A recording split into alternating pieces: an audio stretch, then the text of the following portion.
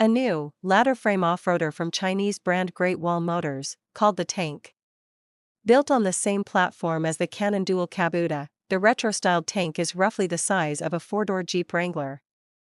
Which isn't a coincidence, as we're sure GWM would love to pinch a few Jeep owners. With its solid rear axle, 224mm of ground clearance and low range, a lockable rear differential, with front differential lock in this range-topping Ultra Hybrid, the Tank promises some proper off-roadability.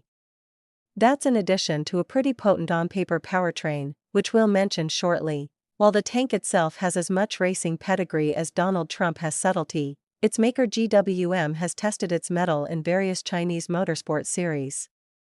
Founded in 2011, GWM Racing has tackled the Chinese Touring Car Championship and China Cross Country Rally, while GWM even took on Dakar in 2012, 2013, and 2014, its motorsport-prepped Haval H8 finishing a credible 6th outright in its first two outings with driver Carlos Souza. There's a 180 kilowatts per 380 Nm 2.0-liter turbocharged inline-4, paired to a 78 kilowatts per 268 Nm electric motor. Total system output is 255 kilowatts per 648 Nm, while there's a 9-speed automatic transmission and four-wheel drive, a 1.8 kilowatt-hour lithium-nickel-manganese-cobalt (NMC) battery, mounted under the boot floor, scavenges energy under brakes in traditional hybrid fashion, to be redeployed under acceleration. The hybrid Tank is not of the plug-in variety. And there's no dedicated EV-only mode. Around town, the Tank is nice to drive, switching between its engine and electric motor seamlessly, a very difficult engineering and calibration feat, we're sure. It's surprisingly quiet, even refined. The ride quality is okay for a ladder chassis vehicle, even if it's a bit incessantly jiggly on country roads. Of course, provided the battery has enough juice, 255 kilowatts per 648 Nm of petrol-electric power is enough to startle the inexperienced passenger from a set of traffic lights. But find some corners and battery depletes quickly, meaning you're soon punting a very heavy, 2,313 kilograms, vehicle with just 180 kilowatts. The Tank doesn't much like hard driving on a winding road, the brakes fading quickly and the 9-speed transmission easily overwhelmed, but find a dirt road, wind it back a notch or two and it feels much more at home.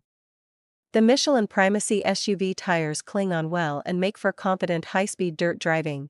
The Tank Hybrid used about 9.6 L/100 km during our testing.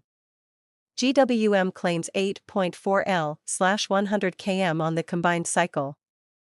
As much as we'd love to say the canning stock route, we're not sure GWM's roadside assistance would come help you when you're in the middle of outback Western Australia. We'd love to belt the Tank up some proper rutted dirt tracks, however, to see if it can handle the same off-road punishment as something like a Toyota Prado. It's nice. Once you've climbed in, a bit of an effort, as there is no driver's side grab handle. It's obvious the Tank's interior designers have been busy sketching while sitting in German cars. Dual 12.3-inch digital displays comprise the instrument cluster and infotainment display, while there's a leather steering wheel and a general mix of plush and budget materials. The top-spec Ultra Hybrid is rich with standard equipment, from the memory driver's seat to the large sunroof, heated and cooled front seats, heating steering wheel and Napa leather upholstery.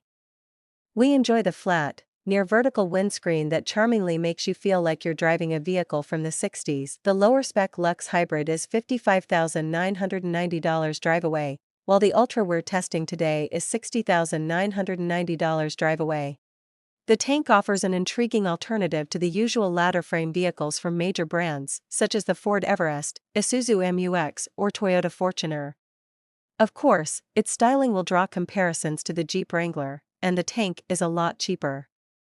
We don't doubt all those vehicles would eclipse the Tank in various ways, from economy to build quality and off-roadability, but the Tank would give them a red-hot go, and maybe best a few in certain ways. Many will be put off by its 2,500 kilograms brake towing capacity, or its driver assistance systems. The driver attention monitor constantly scalds you for looking away, even when you're not, while the lane keep assist is so sensitive and poorly calibrated, you have no option but to turn it off. Annoyingly, these systems default to on, meaning you have to dig around in the central menu to deactivate them every single drive. If you can overlook those two things,